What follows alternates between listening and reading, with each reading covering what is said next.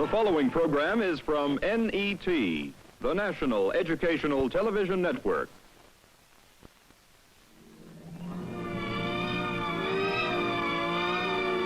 The legend of the antebellum South.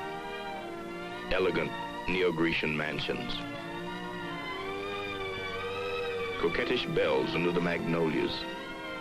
Dancing with young men, gallant and reckless, ready to duel for a lady's honor. The kindly master ruling his kingdom with justice and humanity, and served by his faithful, contented Pakis.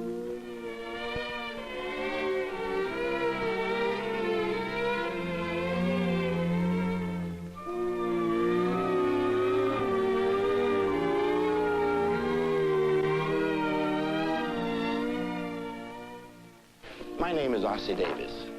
I was born in Caldwell, Georgia. The South and the Southern way of life has always been an enigma, a kind of sphinx on the American land, one writer said.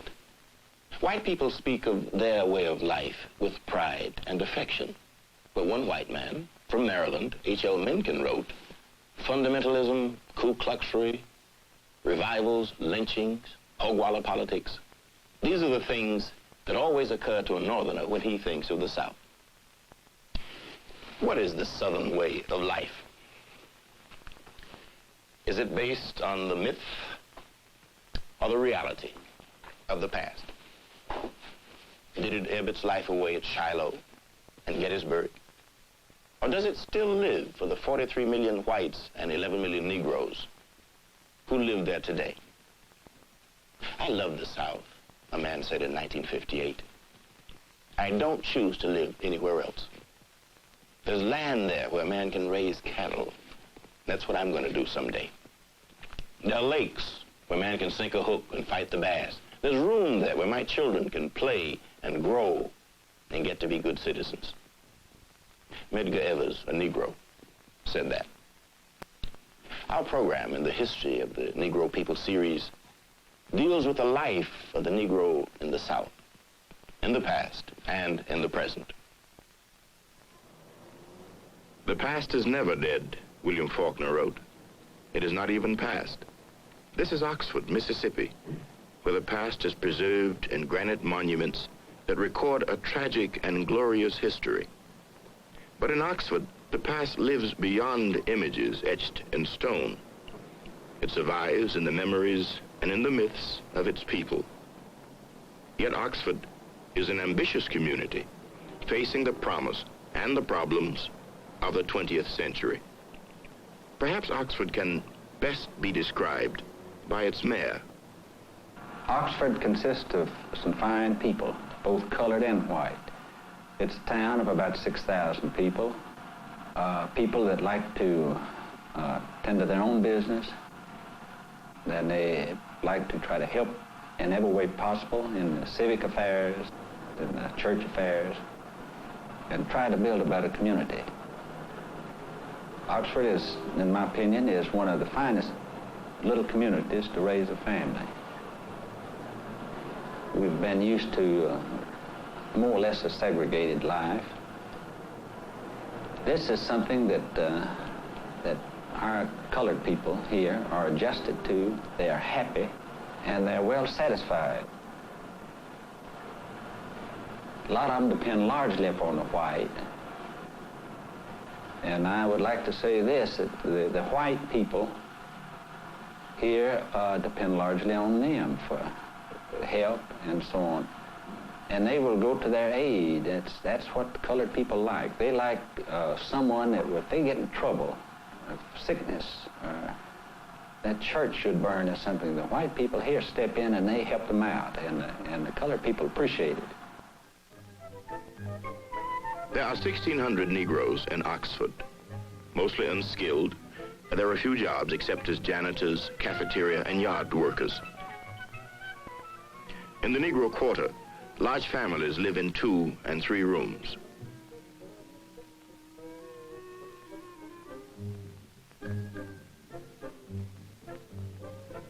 As in most southern communities, Negro women are the main support of the family, working as maids, washwomen, and nurses. 73% of Oxford's Negroes receive some form of welfare relief. At the Mary Buey Museum, Oxford's most celebrated citizen, William Faulkner, is memorialized. Mary Rowland is the custodian of the museum. As Faulkner described so vividly, she shares with most white Southerners a sense of intimacy with their Negroes. The fact that we have a good set of Negroes here, and they don't want to be disturbed. They really are. I have one that I just love. She nursed my children for about 6 years, and I wouldn't have her want for a thing if I found out that she needed something. And I was right amused when my daughter from Arlington, Virginia came down. She was one of the children that Missy had nursed. And I got my son to drive us out to see Missy. And she had also nursed him.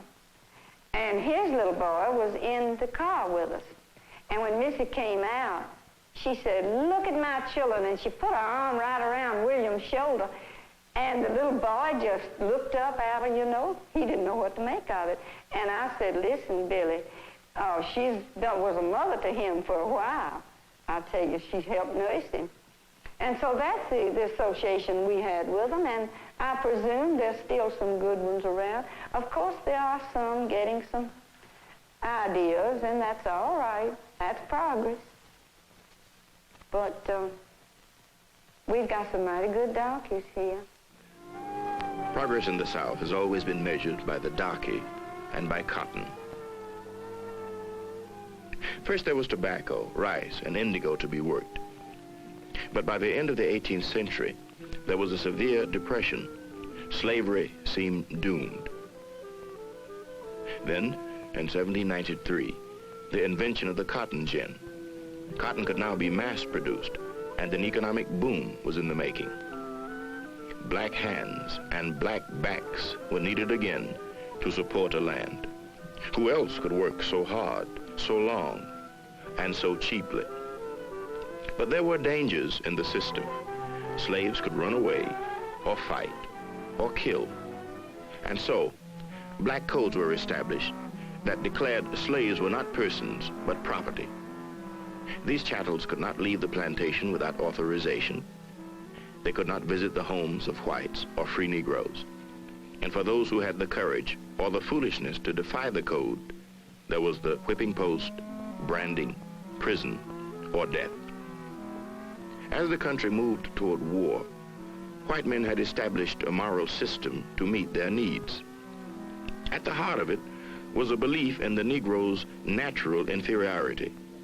Slavery was declared not only an economic, but a social good. South Carolina's governor said, "In all social systems, there must be a class to do the menial duties, to perform the drudgery of life. Such a class you must have, or you would not have that other class, which leads progress, civilization, and refinement." And the North destroyed all this, all the gentility and pride and honor that white Southerners called a way of life. More than 600,000 died in the war. 250,000 Southerners.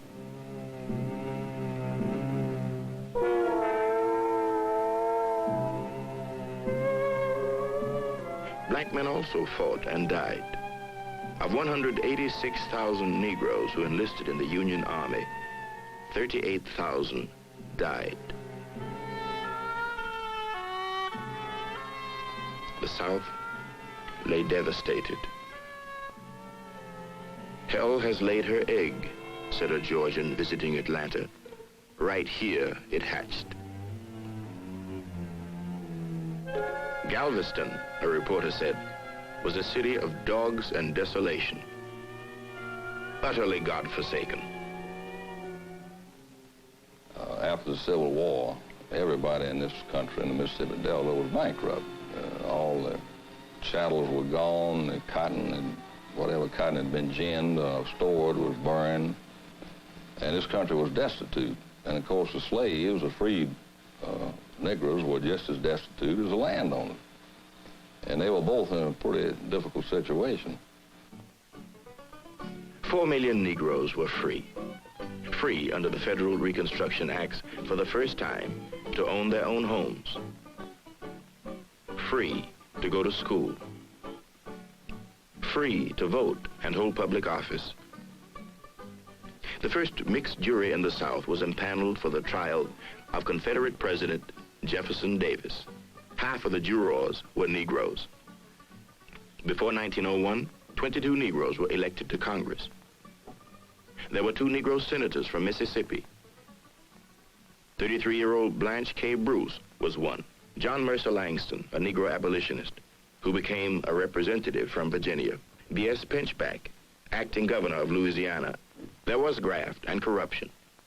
But during this time, Negroes were influential in passing bills for free public schools, abolished property qualifications for voting, and ended use of the whipping post and branding iron. Today, these laws still exist for everyone but the Negro. I think the thing that Reconstruction did was not as important as the fact that the slave was now free, and a place had to be found for him. And the number, the sheer number, you see, of these untrained people, well, it was a tremendous problem. A tremendous problem that has always haunted the South. Jobs for Negroes. Negroes who were often stronger, more capable for the work required. A laborless, landless, and homeless class, Lincoln called them, caught in a hazy realm between bondage and freedom. But in 1866, Union General Hatch said, "At issue in the South is not what shall be done with the Negro, but what shall be done with the whites."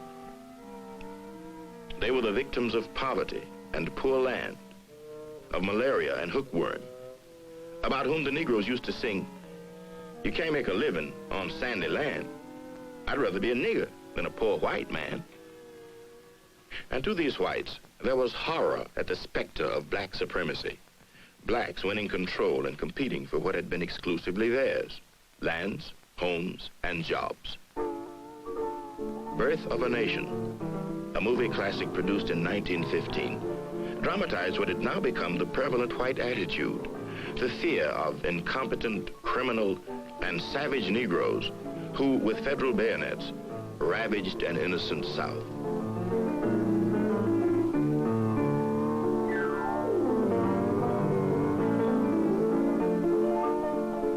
And so, to save the South, the Ku Klux Klan organized in 1865. On horseback with guns, sword, and the cross, they terrorized Negroes and their sympathizers with violence, arson, and murder. Today, though their techniques have progressed to air-conditioned limousines, they are still active, still dedicated to their faith that Jesus Christ was not a Jew, that the Pope of Rome is Antichrist, and the Negro is a beast who must be suppressed. To describe that bunch, I'd have to use a whole lot stronger than I'm permitted to use, being a minister of the gospel. Amen. They go into the auditorium or the gymnasium for the after football game dance. Then comes along one of the nigger football players, and they all go piled in there together like that you are here tonight, just like a bunch of OICs and Berkshire hogs all trying to loosen a lot together. They go in there and they get to rubbing around, smelling that vanilla flavoring. Could you conceive the idea of your fair-skinned daughter, her dancing partner be tagged on the shoulder by some burrhead, liver, lip, goat-smelling, ape-faced nigger?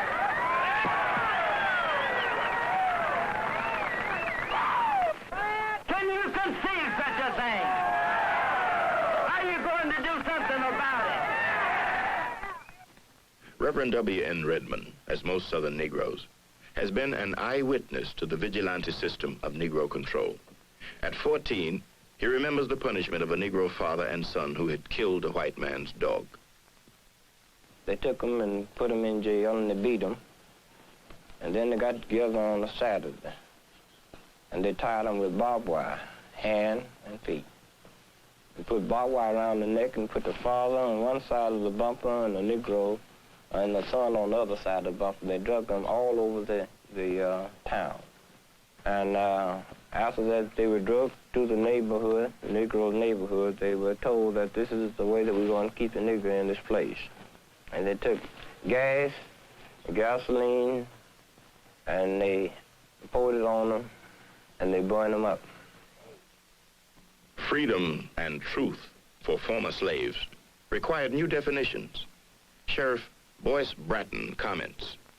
I feel that the Negro here in Lafayette County in Mississippi has freedom, all the freedom he wants. He's not tied by any laws, man-made laws, or made by Congress or any other lawmaking body. He has all the freedom that he wants. The Negro is not deprived of any freedom here in Mississippi. Jim Crow, it was called. Beginning in 1870, signs went up all over the South separating the races and taking away the Negroes' newly won rights. Negroes and whites were separated on trains and buses. Negroes were barred from white hotels, restaurants, barbershops, and theaters. I've also heard a number of times that the colored and the white were not equal under the law. That's true. The colored gets the break and the white man doesn't. For instance, two men, one white and one colored, breaks into a store here. In all probability, the colored man would get a very light sentence and the white man would get a heavy sentence. Now, that's not equality under the law. But it goes back to the thing that I said to start with, that the white man of the South feels like it's actually his job to look after his colored citizens, or the colored citizens, and they are not held accountable to the same stringent letter of the law that the white man is. That no amalgamation of races should be allowed. In other words, they did not permit intermarriage. It was made death to maim or kill a horse or a cow or a slave. By 1885, separate schools were the new order. At white and Negro schools, children, using the same textbook, learned the traditions of the past and absorbed the values of the present. In their History of Mississippi textbook, they read of life on a Mississippi plantation. The master and the mistress taught the Negroes truthfulness and honesty as they taught their own children, by not tempting them and by trusting them. With Negro slaves, it seemed impossible for one of them to do a thing without the assistance of one or two others. Of course, some kind of occupation had to be devised to keep them employed a part of the time, but it was very laborious to find easy work for a large body of lazy and inefficient people. And in their churches, too, white Southerners sang and prayed to a God that to them decreed segregation. Well, certainly I believe in segregation. I have stated that I have believed in it. I believe in it now, and I always will believe in segregation. First, because God teaches it. I think it's God's plan that the races be segregated. We find a lot of scripture on it. And for reasons that I've just mentioned, that I feel that their standards is not up to the white standard. I'm not going to force somebody to go to church with me. And that's what they're trying to do to the colored race. That's what the outsiders is trying to do. They're trying to come down here and force them to go to our church. I build a house. I have a right to live in that house. You don't have a right to come in and move in with me. I build a church. It may be it's the house of the Lord. But yet, I maintain if I build it, I have a right to say who will and who will not come in. Remember, it's come by invitation only. By invitation only became the right of Negroes also, as they found ways to live as free men in the South. Seek the salvation of our kindred and acquaintance, to walk circumspectly. If you're just, somebody know it. And if you're just in your dealings, it'll soon be that folks will take your word. But if you're unjust in your dealing, won't nobody believe nothing you say. See what I mean? In 1895, Booker T. Washington declared, "In all things that are purely social, we can be as separate as the fingers, yet one as the hand, and all things essential to mutual progress." By the end of the century, segregation was complete. The New South rose out of the ashes of the old, and the good nigger was the one who once again knew his place.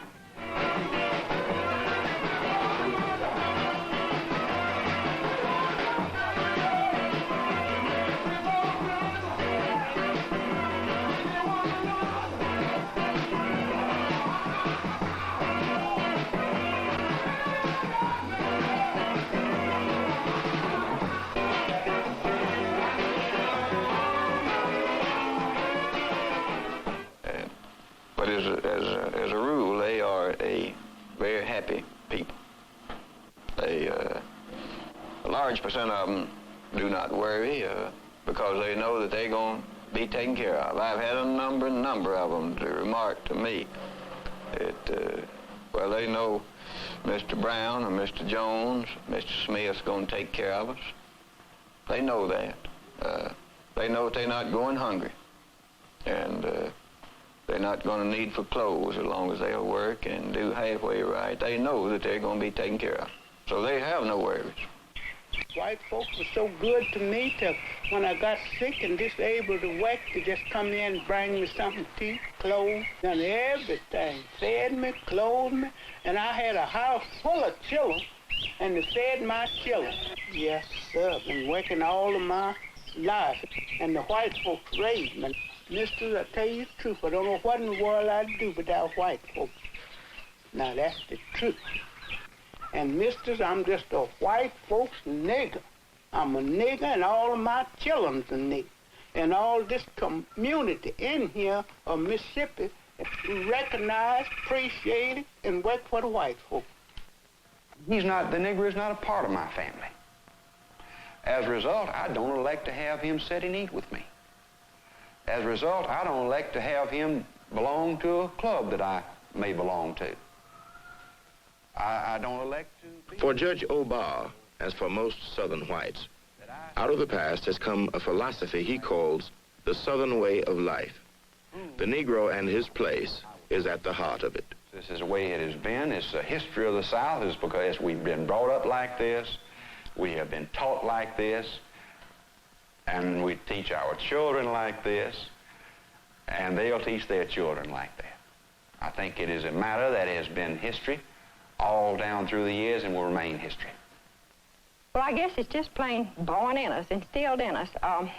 In spite of the fact that you have great respect for some Negro individuals, respect them as people, and not just as a servant. There is some physical revulsion, I think, that the skin is dark. And I guess it's just something that we are so familiar with, it's just impossible, really, to overcome it. For 11 million Negroes in the South, there is also a Southern way of life. But rarely have they been asked for their interpretation. Well, the white man fears this, that if the Negro get equal education, then he will be out of his reach to do the job that he heretofore have done for him, and he figured that he was going to have to pay the Negro equal salary that he would have to pay the other boy, which actually is not the skin of the Negro that the white man dreads. It's the Negro is going to demand the dollar that the white man demands. The Southern way of life for the Negro woman means that she is addressed all the time by her first name, or she's called auntie, or she's called girl by the other race.